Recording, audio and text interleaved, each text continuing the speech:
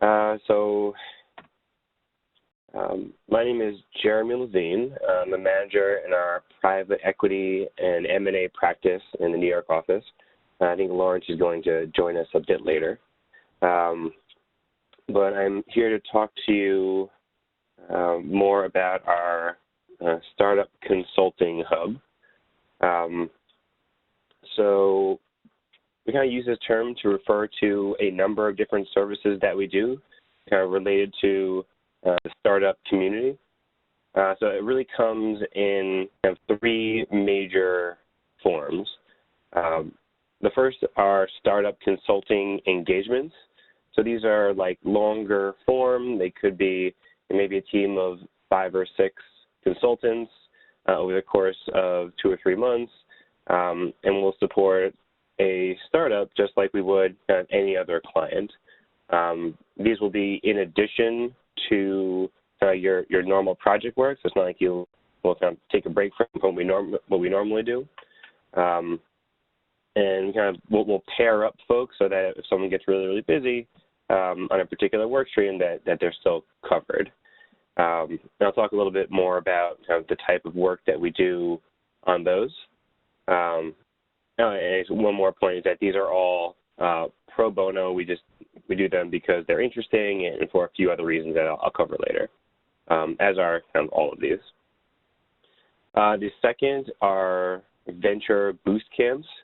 So these are a 2-day long effort. We'll again bring in some startups and a more concentrated fashion have a consulting engagement.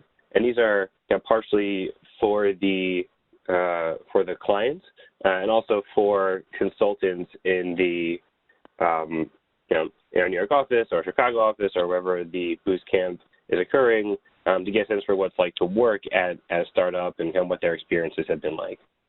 The third one, and this is a relatively new one, working on launching as we speak, is a collaboration with NEWLAB. So they're basically an incubator in Brooklyn. They have 100+ companies, and what we're trying to do is bring all of the technological capabilities and innovation capabilities that they have, and connect them with our clients. So I think with that, I will start to dig into each of those three. Again, Emily, please keep me honest with the time. I know we're shooting for another about 30 minutes or so. So what sort of work do we do in these situations? Short answer is it can really run gamut. I'd say we think about it in 3 particular buckets. Is it strategy and marketing? Are they trying to grow? Is it something operational? How do I improve my supply chain? Or is it a more fundamental question? Do I have the right business model? Am I thinking about this the right way? And just to highlight a couple things that are more typical that fall into these 3 buckets. I think for strategy and marketing, and actually for operations as well, we will do a lot of new product launches and help them on new product launches. Strategy and marketing side, it's what customers should we be targeting, what price points make sense, what channels should we go through, and how do you get that distribution, as well as a lot of market sizing stuff and where are the biggest opportunities. On the operations side, this is obviously a lot different than our typical clients because they're not, and most of these folks are too small to have a plant of their own or a distribution center of their own. So we're often helping them interact with a partner of some kind. And so we'll help them identify a supplier. We'll help them maybe find a co-packing or warehousing partner in the area, how to set up that relationship, things of that nature. And then finally, the business model evaluation, and we have a couple of good examples of this later. Really, they'll have a product, and they're not really sure who they should sell to or how they should structure the money they have coming in. So they have some pretty basic questions. And then a common request we have that I think also falls underneath this bucket is, how do we model out certain investment decisions, or should we invest in a piece of equipment, and kind of what does that look like? But again, it's totally dependent on the needs of the client, and it tends to evolve over the course of a project. So kind of a little bit about the type of work that we do, especially on those longer engagements. Here are a few examples of some of the companies that we have worked with. I would say they tend to spike on the consumer goods side. So you'll see, for example, on the top left, that's kind of an innovative baby spoon design company. Kind of dead center is Soko Glam, which is an e-commerce Korean beauty, kind of K-beauty player. And then to the right of that is a wine recommendation engine, which in particular was a lot of fun. So we do a lot of consumer goods stuff, honestly, because it's interesting and we like to do it, and they're a lot of fun. But we do like to get a pretty good mix. So you can see we also have some robotics companies. We have some healthcare companies in there. There's a Internet of Things provider. So we really do a lot, and it's really, these companies come to us either through relationships with the firm. So, for example, Kearney in the top center, that was founded by an alumni of A.T. Kearney, who still kind of was maintaining relationships with a lot of the partners. That's kind of how we found that one. A lot of the other ones are through our relationships with various incubators like NEWLAB or venture capital firms.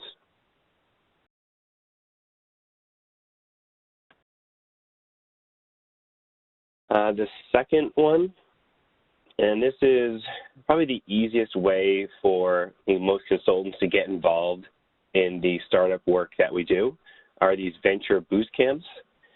We are on our probably 6th or 7th batch at this point. We do it twice a year.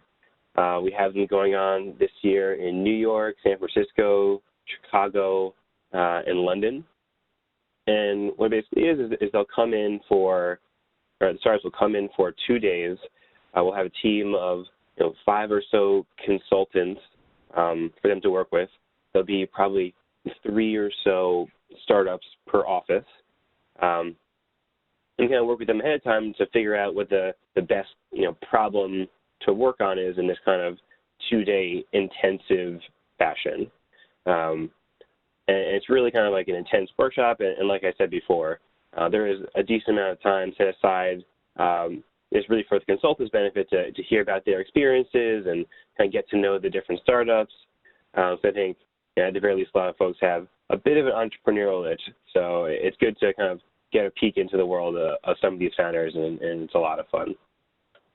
So you can talk a little bit about, I guess in terms of the type of problems that we work on, it's very similar to the ones that we mentioned. We just, ahead of the boost camp, we'll ask them, hey, what's your biggest pain points or thorn in your side at the moment, or kind of like where are you in your development and how do you get to the next stage? Maybe they have a product and now they're looking to scale. It's kind of a common situation. So I can talk about a couple of the ones that we've worked with. So Saucy in the top middle is an on-demand alcohol delivery service. Eat Off Beat on the bottom there is it's got a catering company. It's have all of the chefs are refugees in the U.S., and they will cook food from their home country. They've been catering the event ever since. A very cool company. We also have The League, which is a dating app. Strong Arm, which is, in a nutshell, will design like exoskeletons for workers in warehouses and other jobs where you have to lift heavy things. It will literally be like a cage around the person. And they came to us looking for kind of a high-level, 3 to 5 year kind of growth strategy project.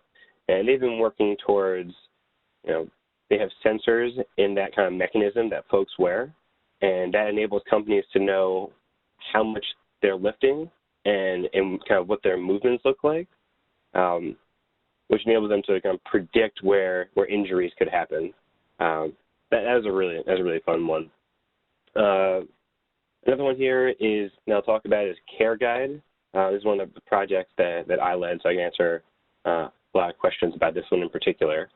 So they have a series of online marketplaces, primarily in Canada, for folks to find babysitters, nannies, pet sitters, kind of those sorts of things. And I think this one was particularly interesting because they came to us with a very, very specific problem that they wanted to answer. And I think over the course of the 2 days, we kind of went in a completely different direction. So again, the way their service works is you can go online and you can find a nanny, kind of like watch your kids full-time. It's basically like hiring a full-time employee. And they came to us saying, hey, we need to figure out how do we, once that match has happened, how do we get that customer onto our kind of payroll service? We'll charge that person for basically having a payroll of one person in their household, right? So if you hire someone, there's a lot of like tax and other questions that go along with that. So they had a service that supported all those things. And they really wanted to figure out how do they kind of support this payroll service. And what we found was that, if you look at the competition, they're all focusing on all these other services that you can provide to someone after they've hired a nanny, things like scheduling or, coordinating with, other folks in the neighborhood who need a nanny, tracking allergies and kind of knowing where your kids are and all these other things. So what ended up happening is, I think the most valuable thing they took away from the event was just sitting down with some of the folks in the office who have recently hired nannies and just got a very quick education on all the headaches that go along with that process. And that's all the kind of services they could add kind of on top of their product. So they went in a completely different direction kind of since they came in. And I think it was a really eye-opening experience for them and a lot of fun to talk through those problems with them. That's a little bit about our venture boost camps. Okay, so the new one that we are working on is with NEWLAB. So who are they? They are a incubator in Brooklyn. They have this really, really cool large facility in the Brooklyn Navy Yard. It's this like big hangar that used to be used to build naval ships. Is now kind of like it's like a WeWork. So there's a lot of different kind of companies who have their workspaces there, but they also have like a woodworking lab or woodworking shop and like a metal shop and 3D printers and all these different things. So it's kind of like a more techie WeWork. And there's a lot of folks who actually will like work in the building, but beyond that, they also have this kind of large network of entrepreneurs and member companies that are there just to kind of have access to the rest of the community. So it really is this kind of like all-purpose innovation hub. In terms of kind of where those companies tend to reside in terms of industry, broadly speaking, it's kind of the intersection of hardware and software. So see, they have robotics and Internet of Things and blockchain and those sort of things. But yeah, I think they have a lot that will kind of not fall underneath that definition because they have such a wide network. So we had worked with them on a couple of these longer form projects, and they've given a couple, we've put out advertisements to their network to attend the Venture Boost Camp, and a lot of them have participated. And I think what we've realized is, hey, there's all these interesting, innovative things going on at NEWLAB that could, really benefit our clients. So what we're working on now is establishing this collaboration, where the A.T. Kearney brings our industry and functional expertise, our ability to work with the large corporate clients to solve their problems, our kind of change management skills to get new ideas adopted and actually kind of get the gears turning at some of these larger companies. And New Lab brings some of their expertise, first of all, of course, their facility, their kind of design thinking, and various approaches to innovation, and then they're just very, very large and ever-changing network of companies. And we're working to see how can A.T. Kearney with our expertise kind of bring all that alive for our clients.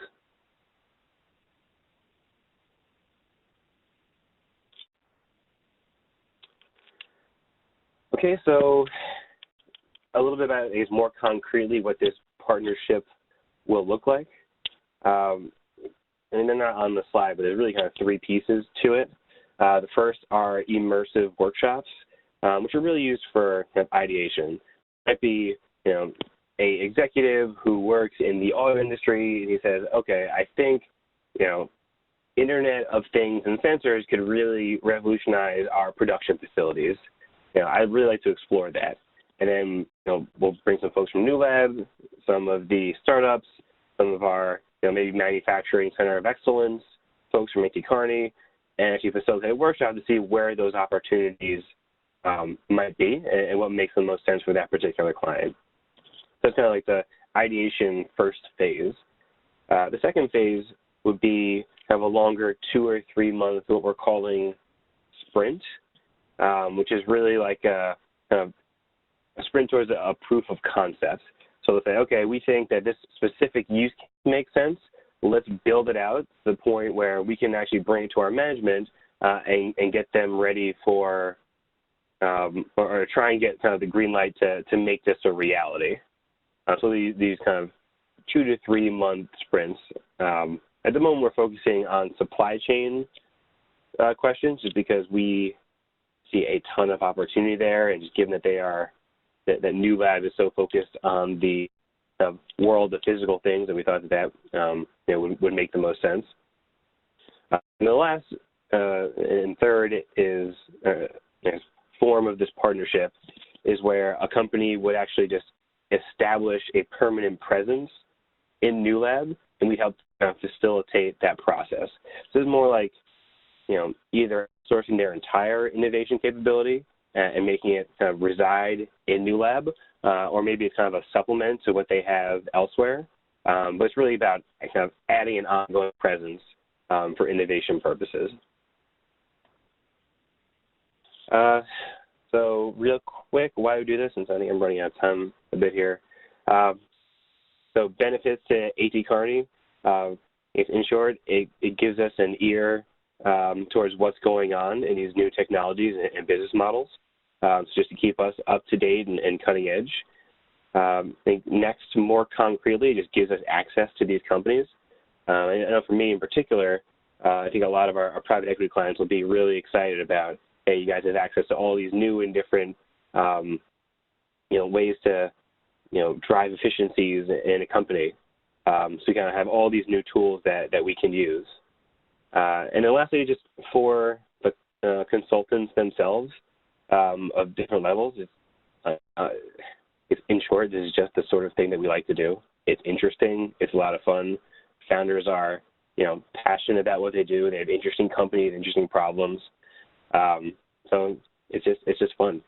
And then also, I guess, from a development standpoint, if you are, a senior business analyst or an associate, you can play a manager role on one of these types of projects.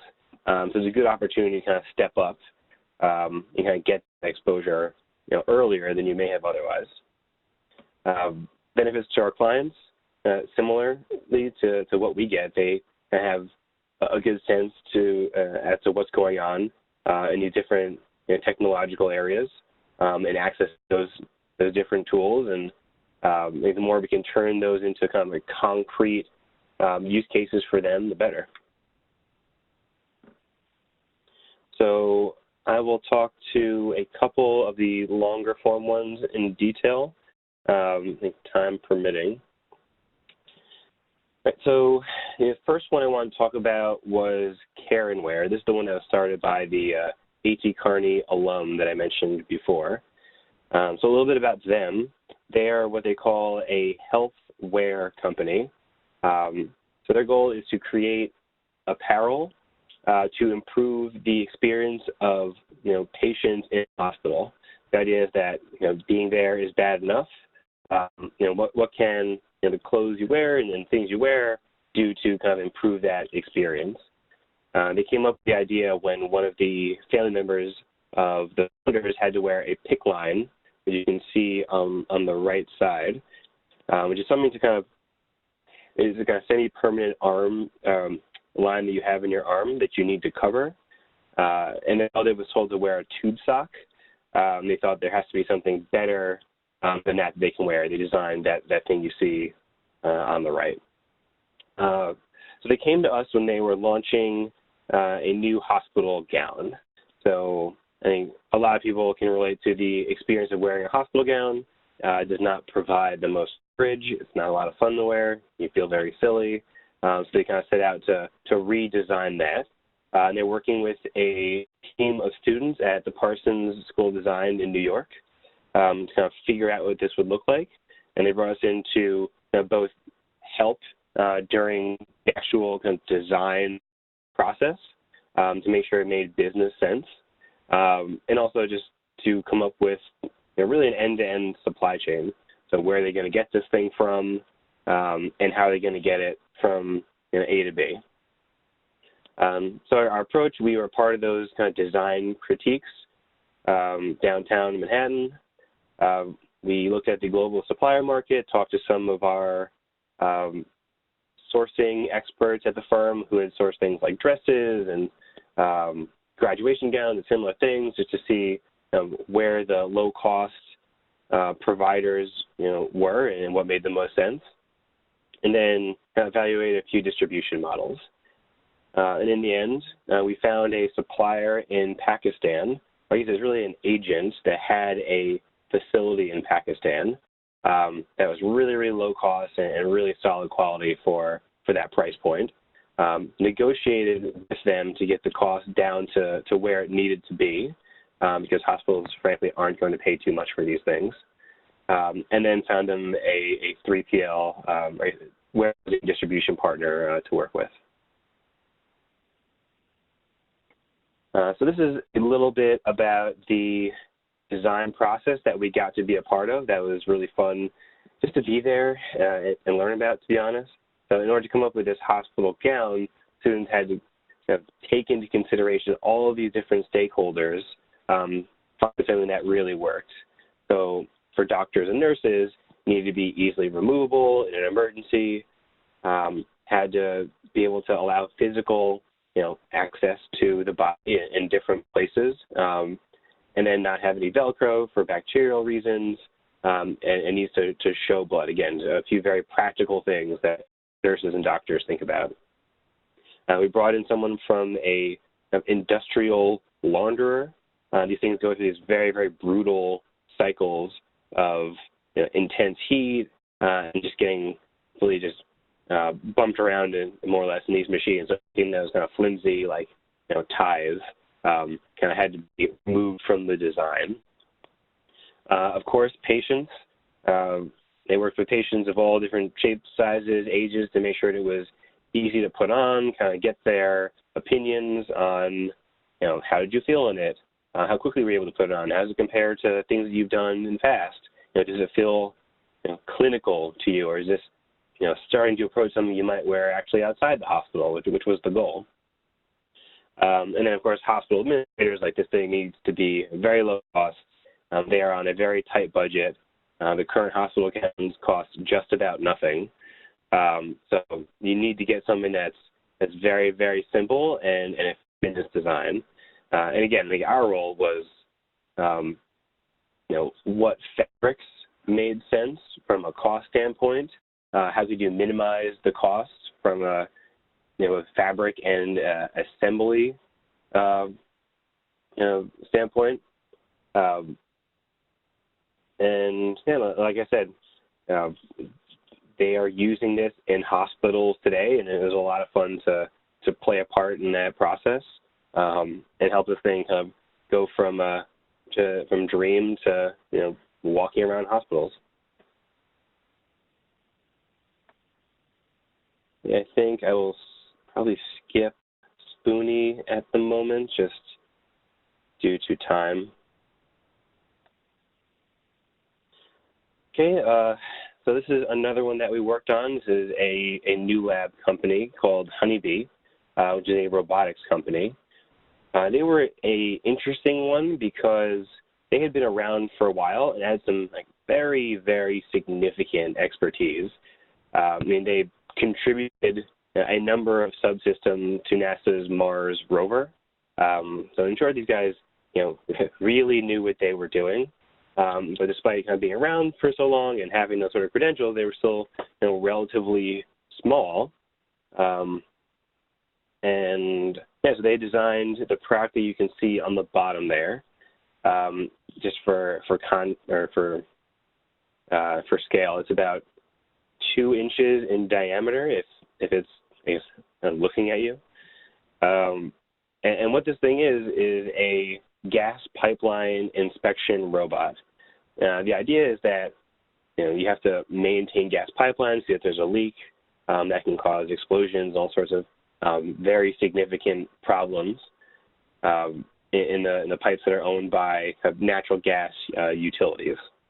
So instead of having to dig up a huge section and send in a crew to see if the lining of the pipe is still intact, you can actually just kind of slither one of these small robots with magnetic wheels that sticks to the side of the pipe itself and inspect the pipe that way, either through a wire, like on the left, or wireless, like on the right. So they had developed this product. They didn't really know, exactly how large the opportunity was, or some pretty basic questions about, who they should sell to. So we did a standard market sizing analysis, like how much case pipeline is out there, how frequently are they inspected, how much those inspections cost, what are the regulations that utilities need to follow, that an inspection kind of checks the box from a regulatory standpoint. And we found that there is a significant opportunity in just New York alone. Actually, before I go to the next slide, I want to steal my own thunder here. So we've got a couple of keys to success that would suggest or they kind of point them in the right direction as to how they'd actually approach the market. Right? So they couldn't sell directly to the utilities that own the pipes because they didn't really do any inspections themselves, and that's not something that they were interested in doing. So we really need to create, so we had to sell to the inspection providers themselves. So that was kind of a big learning. But those inspection providers are not going to kind of push this unless they're hearing from their customers that this is something that they want. So the first piece was that you need to create pull from the end consumer, which is the utilities. Another big piece of this is that you need to educate the utilities in order to understand what this product was and why it's useful. So it's really about getting out there and talking to people and explaining it to them. And you really need to get a pilot out there. And then the only way we found to show utilities that this thing could actually kind of check the box and do what they need to do from a regulatory standpoint was to try and get it approved, which it was. Actually kind of submit some photographs and whatnot to some of the regulatory bodies. Okay, so with that, I think I'm just about up on time. I want to leave room for questions. I'll just say that we've gotten a really great response from the startups. I think, like I mentioned before, they come to us with one question and often realize they're asking a completely different question. And even more so than some of our larger clients, these can be very, very transformative for them very, very quickly. So you can really have an impact on a company of this size that's making these kind of fundamental decisions about how they do business. And it's also just been a lot of fun for both managers to participate in, as well as especially some of our brand new folks to get a couple additional reps on solving business problems and kind of build up that consulting skill set. So with that, I think I will just open it up for questions. Great, thanks, Jeremy. Yep. So now we'll transition here into an open Q&A, and as a reminder, you can send any questions to myself. Again, it's Emily Wolowski through the chat tool in the bottom right corner of the screen. But before we get started with the questions, Lawrence just joined, so if you just want to quickly introduce yourself, and then we'll go ahead and I'll start with our first question. Hey, it's Lawrence. I am an associate in the New York office, and I work closely with Jeremy on all the things we talked about today with Venture Boost Camp, Startup Consulting, our partnership with NEWLAB. And as Jeremy mentioned, it's been a really great experience working with some of these smaller companies and bring those learnings to our larger clients. So happy to answer any questions, and good job, Jeremy. All right, thank you. So I'm actually going to go ahead and direct the first question to you, Lawrence, and Jeremy. Feel free to jump in as well. So if this is something that you're interested in, how do you get staffed or involved on a startup project? Yeah, so I think as we've described, there's a few different ways we engage with startups. One is through Venture Boost Camp, which is kind of a 2-day hackathon sort of procedure, or longer-term engagements with startups that are part of NEWLAB or part of other incubators that we partner with, or with ongoing initiatives with our core partners of NEWLAB and some other incubators. And so there's a variety of ways you can get involved with each of those. Each of those things happen across offices. So it's a matter of getting in touch with Jeremy or myself or the folks involved in all of those initiatives across the offices. And I think A.T. Kearney is a pretty close-knit culture. We kind of know what everyone's up to in terms of what they're involved with. So it's pretty easy to get a hold of someone who's working on some of these initiatives and then getting in touch through that. Great, thank you. And I guess just a follow-up question to that. So how do you balance startup project work with regular client work, and do consultants ever work on these projects full-time? Yeah, I can take that. I think typically it is in addition to your usual project work. There's a few projects that we've done, for example, through our VC partner in Chicago, where it is a full-on project. And then there's another project we did in San Francisco where we're looking at the ecosystem of entrepreneurial support in San Francisco. But I think typically it's on top of your typical client work. And the way you balance that is, I think, to be honest, it is managing your own time and setting expectations with your team.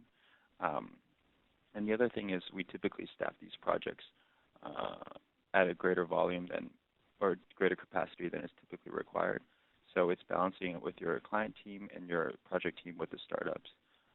And because it's socialized that this is on the side, we do a good job of setting expectations with both clients and balancing out the workload within each of those teams. Yeah, and I would just add to that. I mean, project work is never going to be the only thing that you do. There's a number of firm building activities you can and need to be a part of. It's recruiting, eventually interviewing, developing IC, various events around the office and the firm, proposals. So all those things that you are doing. So this is kind of like one of those additional activities. I think a pretty meaty one. So I mean, regardless if you're doing this or not, you're going to have to balance your project work with other things. But I think the key thing here is that we, like Lauren said, if your project spikes and this spike at the same time, that can be a problem. So we just kind of staff accordingly. Great, thank you. And I'm going to direct the next question to you, Jeremy. Have there been any challenges working with less mature organizations compared to your more traditional clients? Yeah, I mean, I think the key thing is that you have to have a lot more time spent up front, I think, defining the problem. For our clients, it's often pretty straightforward. What the outcome is, or what the goal is, or what the question is, both because they have their problems, like we need to save costs on a distribution network, for example. And also, I think our clients they have some experience working with consultants, so they know the sorts of things that we can do and sorts of questions that we can answer. And the startups just don't have quite as much experience in that respect. And I kind of gave a couple examples already, but they'll come in with one question and they think that if they walk out with X deliverable, that'd be a success. They don't realize that they're asking a completely fundamentally flawed question. So I think a lot of time spent up front, like for that care guide example that I gave before, that they were working towards a product that didn't make a lot of sense for the market, and they really needed to reimagine what that looked like. For Honeybee, they didn't know exactly who their customers really were right off the bat. So I think you have to make sure that you're answering the right question up front. So it is a fundamentally different sort of ramp up to these projects. Thanks. And a follow-up question for you, Jeremy. Have you seen consultants that are working in the Startup Hub take time to find their own startups? Oh, you mean if they're part of our startup consulting and then they go and find something themselves? Yep. I haven't seen any of them do that directly.